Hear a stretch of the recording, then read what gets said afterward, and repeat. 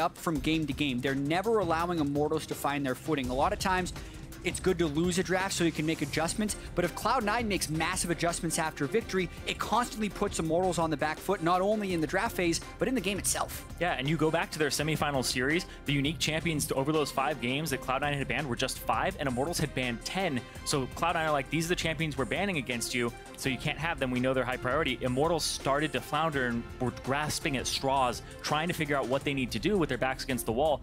See how they handle pressure here. And does Huni take Gnar? Do they first pick on that Gnar? Obviously, the jungle is still going to be a big pickup for them. ReignOver, we haven't seen him performing too well, though. So what does the priority become here? Because that's 2 matchups that Impact was able to dominate. Yeah, what I find interesting here is that they've banned away the Cassiopeia, so I feel like we're less likely to have Vladimir go through. And it also puts a weird priority on the RekSai as well. So Reaper has to make a really interesting decision here, and it's actually the Gnar that he ends up banning away, which is a little peculiar just because there are kind of 3 big champions that could go through it, the Vladimir, the Gnar, and the RekSai. Yeah, also Echo jumps up in priority, and then Shen is up there too now. So there's a couple top lane champions left in that pool. I could absolutely see C9 taking Shen top and Trundle support in this game, depending on the first pick. And they don't have to necessarily take those right away because Shen's not a champion Huni will play. But that could be a very good matchup for C9. And then the other question is, do they take Vladimir? Because they don't have the Cassiopeia to play against it. Yeah, and then Malzahar is kind of the next thing in the tier list that people have been counter-picking with, but it still hasn't been that incredibly great counter because the QSS for some Vladimirs comes out even second item. Right, Karma is still available here. She went through.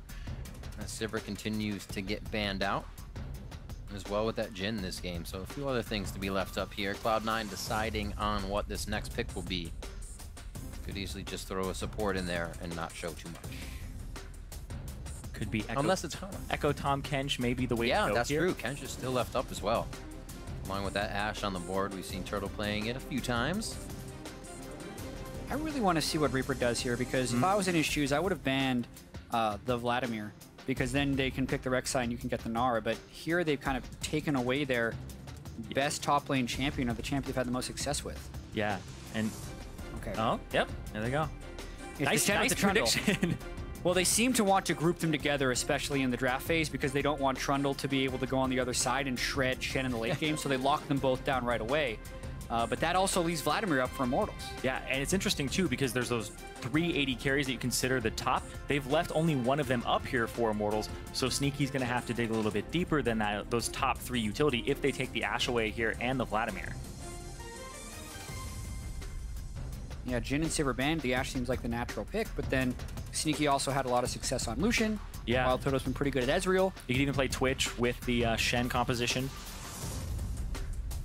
Yeah, I definitely like the fact that Immortals has decided to change their ban phase pretty drastically because it's creating a much different environment for this draft. Cloud9's pretty much been able to kind of easily think through these games knowing they had the upper hand, especially in Game 2 against that poke comp. Now, I believe you are right. Going to have to consider a few more things with the priority and where Rush is, or ReignOver is with his Void Rush, where that arrow is coming from. And if Pobelter can go off on the Vladimir, they're making teams we've seen Immortals explode with, but they have not been able to get any of their footing in these games so far. Cloud9 trying to round out a composition that would do so. They have the Kench ability as well. That Ashe has been picked up, so they might be able to counter that lockout. I think around this point. Well, you have the Trundle. Yeah. It's the Gragas. As I get ahead of myself. Yeah. I would assume it's the Gragas and then AD carry Lucian most likely, but Ezreal is still up there in terms of tier list. Yep. Maybe they want to keep their mobility high. The Lucian was so successful last game. Interesting how Sneaky wants to go Ezreal here. Probably maybe just to have a little bit more dodging of the Ashe arrows. Now what does Immortals do with the closing picks? Oh, there it is. There it is. The Yasuo is locked in. I actually looked this up just before the game, and one of the last ones we've seen Immortals play, I'm sorry, Huni playing Yasuo was against Cloud9 when he was on Fnatic. Yeah, in Worlds, and that was against Balls' Darius. That's the throwback right there. So we're going to run it back here now against Impact. I don't think they won that game either. No. Led to a Darius pentakill. Yeah, that was Darius. We'll see what they could do this time. What will the last lock-in be? It will be from the Void still. It will be Malzahar for Jensen. Yeah, and like you said, this is one of the more common picks against the Vladimir. In laning phase, specifically, the Vladimir usually gets advantages, but the Malzahar still has some great team fighting later in the game because you can kind of neutralize the Vladimir from that sense. Immortals, though, have a whole bunch of damage from their solo lanes this time, and they have a tank line still, which is really important. Also, a lot of times, Yasuo is a tank. Exactly. So that's the that's the new world we live in. I want to see what build he actually goes for, because we know Huni is the damage shielding guy. Is it still that Phantom Dancer and that crit build with an IE, or is he going with the Frozen Force and the Trinity Mallet type build? Frozen Force build. Frozen Force. Yeah, let's do it. I've heard it both ways. Yeah. We saw Huni taking a moment to himself there on camera during the picks and bans, eyes closed, getting that concentration in. Well, we know why now. A lot of pressure put on him in the top lane with this Yasuo pick, as it is and could be game point for Immortals.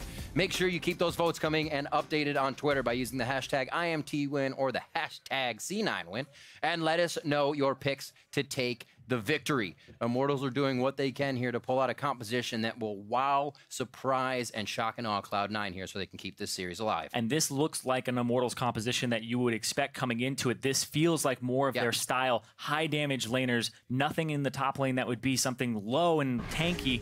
And I feel like banning away those top lane champions and putting pressure on it and changing up your ban phase, like you said, Jatt, has led to Immortals in a more comfortable spot in this game 3. Yeah. It's really interesting how the double marksman ban here led them to be able to get... They still get the marksman they wanted later in the draft. They still get the first pick RekSai. Really, all that Cloud9 got out of all the power picks that fell through the draft is they get a Shen and a Gragas, things that didn't even necessarily seem like power picks to them in previous games. So normally very complimentary of Reaper's first 2 drafts. This one, while it could still work because they're tanks with a damage-dealing core of Malzahar and Ezreal, still the same theme of a team composition, seems like they gave a lot over to Immortals. Yeah, and you're talking about the 3 tanks with 2 damage dealers. It's not even a crit AD carry. It's a little bit on the lower side with more poke in team fights. So you have to think about this Vladimir. If Pobelter gets off the ground, how difficult is it going to be to actually kill him? And on top of that, there's a wind wall that will supplement that and stop him from going down from those ranged attacks. You have to make your damage matter if you are Cloud9. That's not how a sword comes out of a sheath. Just out of the side of it. What do you know, Riv? Didn't you just see it? Clearly he can do it. It's job. I just learn something every day. Yeah. He's so fast at drawing it out. It just looks like that. We'll see how fast he is against Impact. Both will be dealing with their swords in just a few minutes. And we see the matchup in the top lane. A bit of fervor. Fervor Ezreal, as is customary. Yep. Warlord's Ashe. Not too surprising. Yeah, the fervor for the Yasuo, even if he goes tank, is still incredibly important. A lot of his physical damage comes from that and stacking it up. And it applies on his Qs as well, so you get almost twice as much value from running it. We'll see if anything actually comes of this level 2. Both teams obviously going to match it up here. The level 6 becomes pretty big for the IMT side of the lane, especially with that Ashe arrow and the crowd control they can create. Sneaky and Smoothie have been able to really put up the aggression in the beginning, so this will be interesting to watch.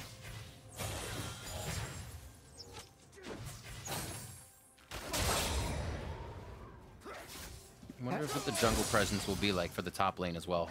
If Huni is left alone once again, or if they actually try to get Impact down and focus him. Yeah, what types of routes are we going to see by Meteos and ReignOver? ReignOver really looking to get back to that dominance he had in the regular season. Immortals were so good with getting ReignOver just massively ahead of every single jungler. He would always just be able to predict where the other jungler would be, and he really crushed junglers whenever they try to gank. He'd always know exactly how to start them as much as possible, then cycle them over and over again. That hasn't been the case on the 6.15 patch. I think junglers were the most affected of all roles, surprisingly, when we switched from lane swaps to standard lanes, just because there was so many different scenarios you had to be ready for in lane swaps, and those scenarios just simply change when you go into standard lanes, and it's so much about active reading and active prediction. And it seems like ReignOver hasn't been able to keep that level of dominance he had in lane swaps to standard lanes. Lucky for him, though, there is an Ashe who can hawkshot and spot the Gragas at his camps, so he'll have a little bit of a heads up there. Definitely a little bit helpful, since he needs kind of that comfort too. They have to reverse sweep if Immortals want to make Worlds, and he has been the pressured member in the early game from this entire Cloud9 team. It has been a warding effort from the pretty much every member, and Meteos is bullying him every moment he could. It seems that it would be a task as well. One game here, the team definitely has to come together, but we haven't seen the explosion we would expect out of any members of Immortals coming into this game. It seems like that pressure is kind of dragging them all down a bit, even though they still have that chance to come back. The reverse sweep against the reverse sweep Kings will definitely be something to see here. Already getting a lane pushed, giving themselves a little breathing room. WildTurtle may get himself back here. Looks like he's actually ran too far back, so he'll be staying for the long haul. Pushed up again to the top side turret, and not much of a lead there, or in the mid lane, because I think things may be even more calm here than we had in game 1 to start things off. Yeah, unlike game 2 as well, I don't feel like C9 has necessarily picked winning lanes early on. The Shen and the Yasuo can shove in faster than the Shen. Pobelter, especially once he gets in magic resist, is going to be able to do some good things against Malzahar, and the Ashe Braum versus the Ezreal Trundle isn't necessarily a favored matchup for C9 either. They're going to have to do some creative things to not fall behind Immortals here and get snowballed out of the game. Yeah, they're going to have some really creative fights using their tank line and playing it appropriately, because Immortals just have a lot of damage, and playing it appropriately. Here comes ReignOver from the back. Ooh, early exhaust. The flash is there, a pillar as well, but they may just be able to follow through with the damage. Sneaky holds the heal, make sure he uses it when necessary, and he may actually have Adrian's number. The team as well puts himself in there as a meat wall, and there will be no follow-up kill. That's crazy. As soon as you get a gank and you walk away with less HP on your support and the same number of summoner spells blown. That's exactly it. You can actually consider that a failed gank. Yeah. Even though it looked like it could have been very effective, they just didn't have the burst onto the Trundle, very tanky. The exhaust actually goes on to ReignOver, as he's potentially dealing more damage than WildTurtle at that stage in the game. And what a great way to fight back for C9. That helps them stay in this one, because they have actually been losing the lane. It's a really good pillar from Smoothie too. He knew that the stacks were coming onto him, so he pillared himself away from the 2 melee members that were going to stack it up immediately. He already blew his flash too. It's crazy that he made it out of that. And that was a repeat too. We saw that happen in game 1. ReignOver did the same thing when Meteos was at the top side playing on Zac, and they were able to walk away from that kill, kind of getting the exhaust out of them. So it puts up Cloud9. They have used the summoners. Will it be a repeat gank though? Because Turtle and Adrian also had to blow 3 of their own. Yeah, that means if Meteos wants to get Quad side and he can get in there without wards, it's incredibly effective as well. That puts both of those bottom lanes kind of on notice. And what's interesting is Sneaky has Arcane Shift. So he actually has the freedom, so to speak, to play a little bit more aggressive now. He also has that flash too. It's the heal for WildTurtle. So WildTurtle doesn't have any mobility summoners left. Meteos, it would be a pretty clean gank for him.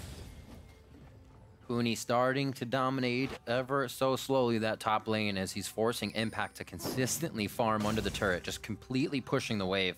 Truly the only thing you can put against Impact here. He will outfarm, he will outpace, and do everything he can if that lane is even. So Huni knows he just has to keep it pushed up in his face. Trading back and forth, Impact can still deal a bit of damage here as Huni stepping a little too close to the fire. And you can tell that he's going for the wave clear as well, because he's putting all of his points into Q as Yasuo. A lot of Yasuos will max E first, or even 3 points Q, 5 points E. But he's just trying to make sure that he can Q through multiple minions and just get those stacks and make sure that he's dealing a lot of damage from a range that is quite good using the Fervor. Yeah, it's also going to be tricky up against Impact, one of the original Shen players. This is key champion back in 2013 in Worlds.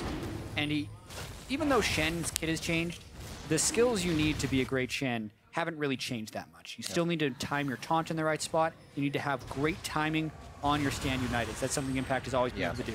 And right now, it's an Infernal Drake. It's incredibly important, and they know ReignOver is on it. They saw him go in there. Now everybody's hurt. Has to take the tunnel. Level 6s aren't hit for everybody just yet. Actually, just the support. So there is a lot of power to be thrown around here. Drake has not reset yet, so it's a few hits and a smite away.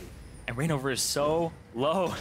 Huni and Impact are just sitting in the top lane, waiting to come in and help their team here if anything were to happen.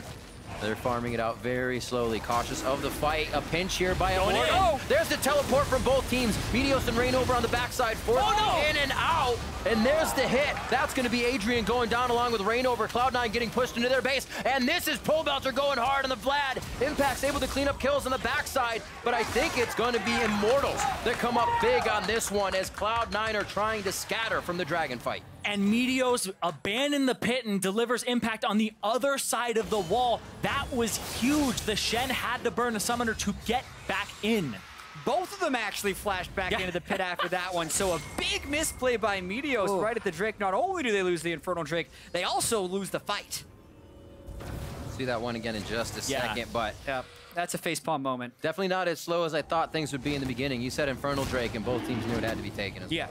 Not to mention the Smite steal was for ReignOver, but right here, he has the Shen coming in, and he's a little bit afraid he's going to die, because the Shen shield gets burned right away, and he's like, oh no, I have to run. Wait, I had a Shen here. Exactly. The Spirit's Refuge also gets used on the other side. You want to be going in to deliver the Shen, not out with the Shen on the other side of the fight. He could have aided and maybe even closed on to WildTurtle, and this could have been a completely different fight if Impact didn't get taken on a journey by Meteos outside of the Drake pit. Exactly. If he's brought to the other side towards his team, you just delivered 2 tanks over a wall and made it so they don't have flash body slam, flash taunt, and an ability to actually peel. Really unfortunate. But yeah, Immortals get so much out of that. Not only the Drake, but more kills and 1,000 gold lead already on top of that.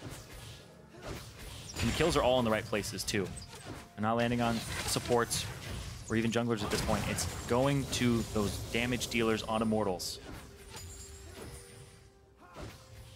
Back to the lanes. The one fight down. Seems like last game they were trying to break out of this, but Immortals still feels like they can grab an advantage here from getting back into it.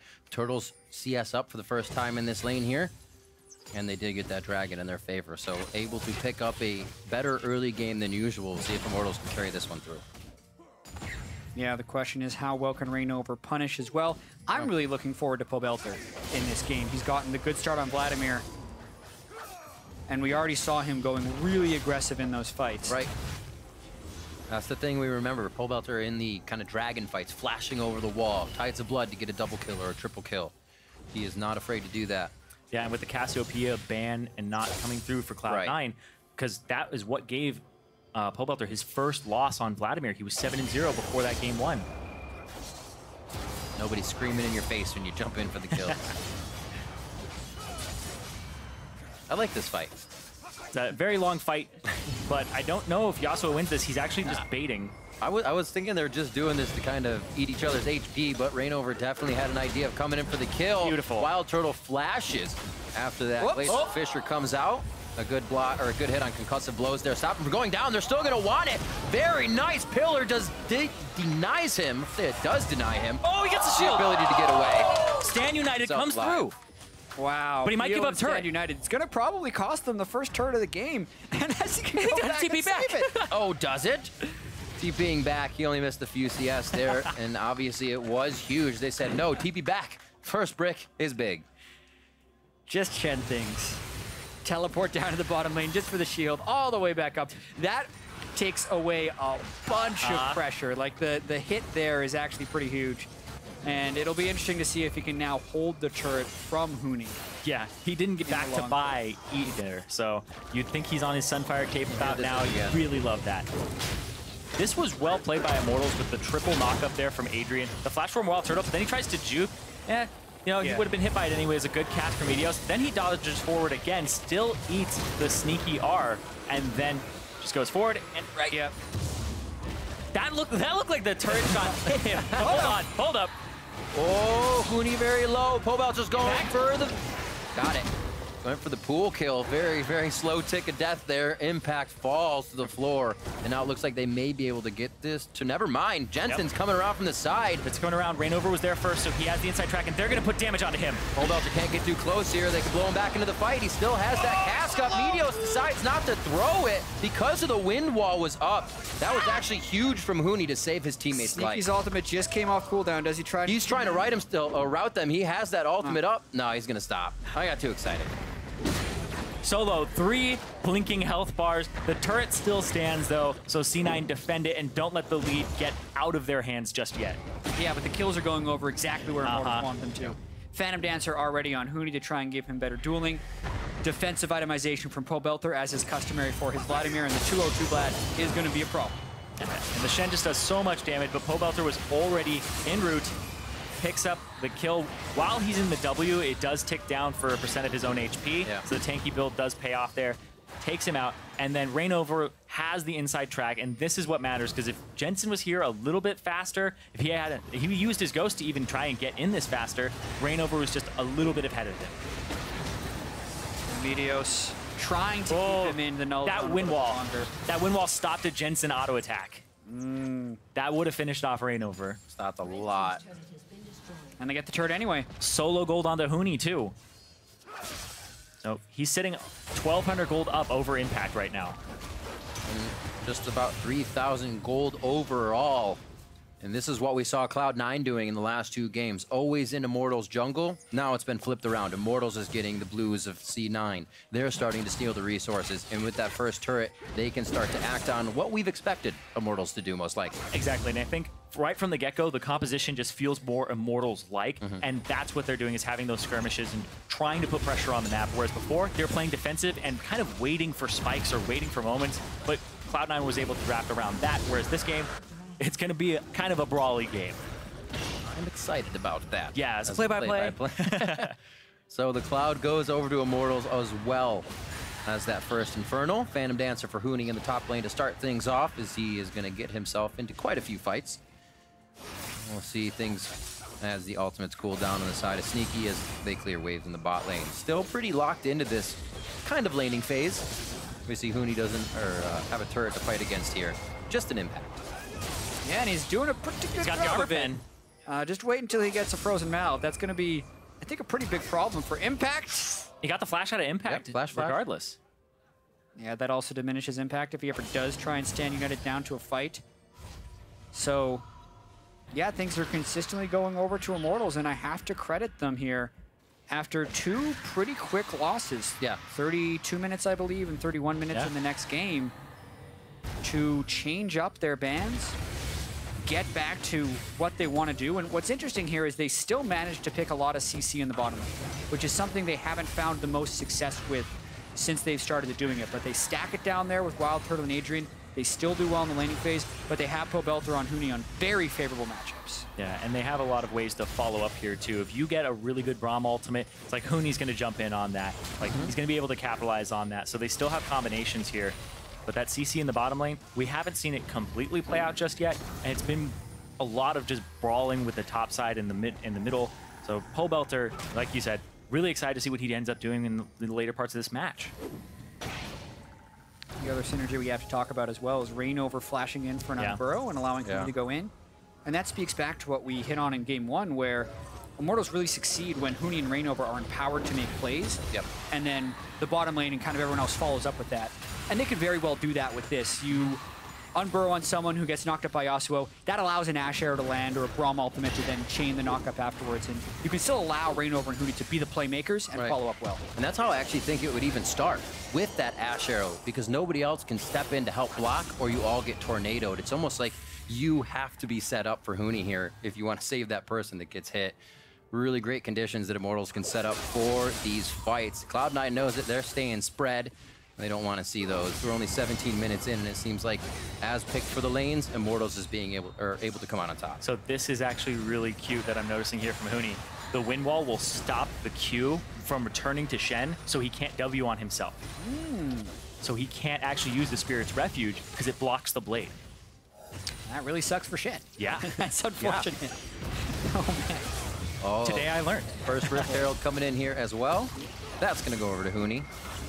And that's why he's been wind walling backwards every time he goes in onto Shen. I'm like, he doesn't have a projectile. What's going on? He's blocking the blade. It's nice. He's getting another advantage here, too. We haven't seen a lot of Rift Heralds actually go down since 6:15. People are focused on turrets. Shows you just how much of a lead here. As you were saying, Jatt, Immortals is able to come out with shaken. No, confidence, not at all. They're feeling great coming into this game. They know each game is new. Right now, they're in that best of 3 that they need to win. Meteos was in position to think about a dive, but the poke hadn't landed on Adrian or WildTurtle, so they call it off.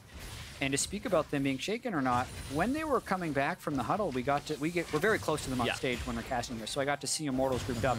It was all smiles in their huddle. Like, they were really excited about this upcoming game, perhaps because they felt like they had a great strategy coming into it, and they're going to let Huni play Yasuo, all these things coming together. Then just to their benefit, they also get Vladimir for Pobelter, and it's transitioning very, very well. And they had their whole support staff on stage, too. They had their sports psychologist. They were able to have a nice breaking chant, too. And it's got to feel good for fans of Immortals as well. I was saying earlier that that's any chance for either team to win a game in that 30 minutes, and now Immortals is showing that that is a possibility. Instead to get that early game for themselves here, where Cloud9 has actually really heightened their game. Yeah, and Immortals with that advantage now in their early game. They already have one Infernal. There's another one on the table in 90 seconds. That's going to be what Immortals are going to be trying to look at here. Stopping them from being able to come back. Oh, look at that out of range as well. Just flips it on the side. Takes a few Huni still wants this. many shots. Ooh, he tried to taunt him right back into the turret. Was just out of range of that as well. Yeah, now Huni gets to keep Impact all the way at his turret for pretty much the rest of the game because that Frozen Mallet is completed. Impact can't really go away from that safe area.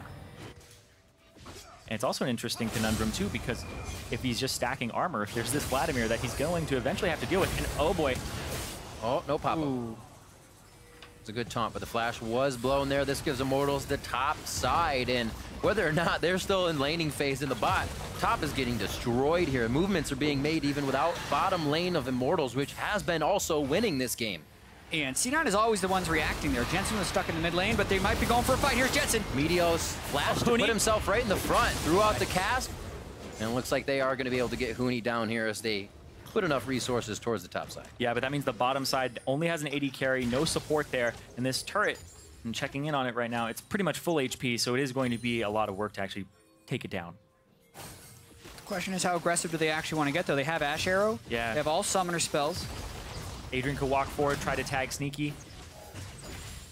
Yeah, they want to respect Impact's teleport, because that could hurt that fight pretty substantially. C9 still fighting back to stay in this one, but a lot of things are trending towards Immortals doing well, especially if Huni can teleport into this fight. He just respawned. Look out. Sneaky is just about to pop his Muramana.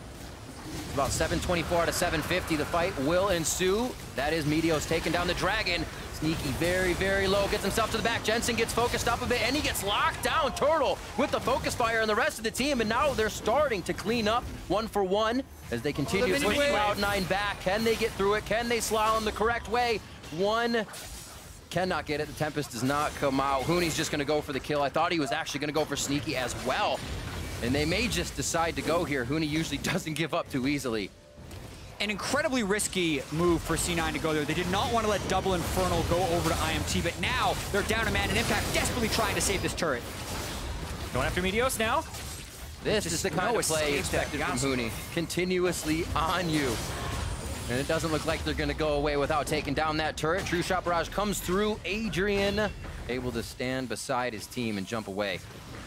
Nice job by Immortals. The play that everybody has been looking for and expected to see coming into this game.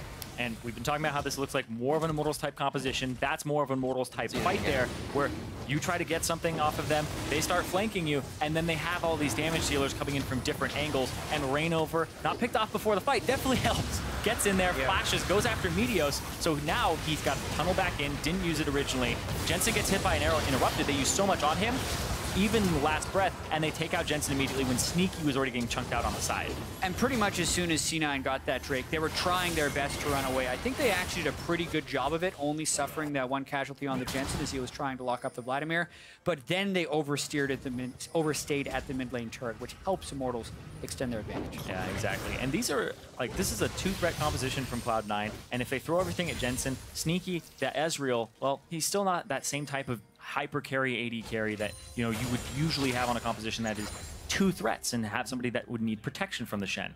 So they're throwing everything at Jensen, trying to get him off the field, just so that they only have one person to kind of be conscious of or deal with. And another thing on that is like the kills haven't even been going to the right people on Cloud9. It's Meteos, who already has a Guardian Angel because he's 3-1 and 2, and he's been getting a lot of those kills in those last hits. Yeah, I'm a little surprised that Pobelter hasn't gone for a QSS for his third item. He's already working towards the Zhonya's Hourglass, but if they did that, and they had the QSS on both the Yasuo and the Vladimir, I feel like they would do a pretty good thing to nullify Jensen. Expect to see it eventually? Yeah, there's already one onto Huni for both the Shen taunt and also the ultimate from Jensen, and that's going to be that bottom turret going down. There's just so much pressure here. You see Huni on the top side, doesn't even have a global, and he's still trying to pressure this because he knows if Impact leaves, the turret's his.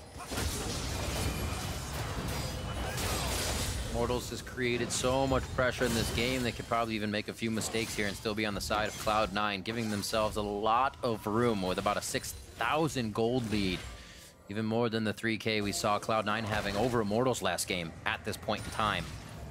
Immortals really putting their foot down and trying to find that confidence that brought them to this position, that brought them to pretty much perfect records in each split. It's been lacking in the playoffs, and they're finally able to find a bit of it here. And their solo laners are 2,000 gold ahead each on Immortals, both Pobelter and Huni. And these are two champions that you don't want to have that far ahead of you. Yeah. Because even having just one ahead is usually a death sentence for a team, but having both ahead is very difficult to deal with in these team fights. It's exactly where you want your gold leads as well. The three biggest advantages on their team are top, mid, and AD. So all of their damage threats are there, and it's not like their tanks are that far behind. It's just a matter of setting up the right fights, and I think that starts with Huni having the right split pushing. The Voidling sounds, I feel like, very loud in that last push. Also, Jatt, you were very correct. I think everybody went in with a Quicksilver Sash coupon. There we go. You got Pobelter and Turtle being able to bring one out. Buy one, get one free. Buy one something. No one sharing with ReignOver, though. Uh-oh, speaking of which, couldn't get it off. He's all right. He says, that's not my fashion. I'll just take the hits. A little bit of love for Impact here as they put a few of the concussive blows on him, or I should take Winter's Bites. Top turret's probably going to go down here. Yep. Huni's actually not focusing on that. He's focusing on cutting off Impact. Whoop. Just missing the feathers on the arrow there. It looks like Huni's going to say, got this turret. Everybody just give me a bit of a human wall halfway across so we can get a fight going. Adrian almost giving himself up to Meteos there. Jensen in a bad spot as all of Immortals push forward. There really isn't a line here for Cloud9 anymore. They are in scatter mode, and IMT is living with slivers of health, which is pushing Cloud9 a little bit farther in the fights, only costing them more as Immortals take this one. Massive fight for Immortals, and just like we were talking about, the way they can start is if Huni goes up towards the top lane, and he was gunning for Impact Shen. C9 tried to defend him as they're running through the jungle. Immortals collapse on that. They get 3 quick kills, and now they turn for Baron. And right here, Huni sitting on his teleport right now, waiting to come in. He could be used there for a fight. Exactly. He's waiting for Sneaky to go a little too far forward. There's the teleport behind. And he's got Flash to try and follow Sneaky. Pillar. Stops it up. And this is a long lane. Who does he go for? Well, Sneaky can get completely cut off here. He gets a knockup. Who needs it? Not him. And now they have Baron. They have a lot of members on this top side. AD carry is down as well. They're going to push this top side. Yeah, they do not want to relent. Adrian's quite low. Pobelter's ultimate not quite up yet, but they're going straight in with the wind while seeing how much they can get while C9 has a dead AD. Trying to get that turret onto Pobelter. Neither here nor there for Immortals. They know what they can take, and they know their boundaries as they enter Cloud9's base 3 minutes early of both of Cloud9's wins, and they look to finish this one. They aren't leaving without a fight. Cloud9's going to have to put one up here as Immortals walking around. Bit of 1,000 HP on that top side between those two. They are being very risky right now. Yeah, big minion wave hitting the mid as well, so they don't necessarily have to end, but they can probably walk away with 2 inhibitors, or at least they clear the turret for it. Such a push right here. Yeah, a gigantic minion wave as well. 25 seconds onto Jensen. That's going to give enough time for the disengage. And the worst thing you could possibly give up here is a Mountain Drake, where you don't really need a Mountain Drake right now with all these structures down from Immortals. No, it would be a sacrifice they are willing to make if it gets countered. Yeah, that last sequence by Immortals was really strong. How IMT got their groove back, apparently, inside of this series. Because down 0-2, there is so much pressure on you. If you were feeling the pressure of your performance in the first 2 games, this is the type of game you need to get your mojo back, to start feeling confident again. And this is a dive, they kill the turret, all while doing this, and then the knockup goes on to Impact. ReignOver's there as well for support. Goes through, and then the arrow onto Meteos, and you can see it, just a separated fight. Pobelter is dealing with Jensen on this Vladimir, kills him by himself, and then everybody else was making sure that those damage dealers couldn't be in those fights, or the tanks couldn't be on the damage dealers. Exactly, because those are the guys that were walking away. They were like, we have no one to protect anymore, we can't do damage, let's head to the fountain. Immortals, great focus. And I hate to call on the draft too much because it's obviously about what you do with the picks, but even in Champion Select, it was looking like Immortals was going to have an easier time this game. They were able to get the Vladimir. They banned out the thing that did so well against the Vladimir. They also got a counter pick in the top lane. They also had winning lanes everywhere, as well as a stronger jungle. Like, they had the tools to do this to Cloud9, and they've been able to execute. Oh, Pobelter caught a little bit, and Huni took a lot of damage there.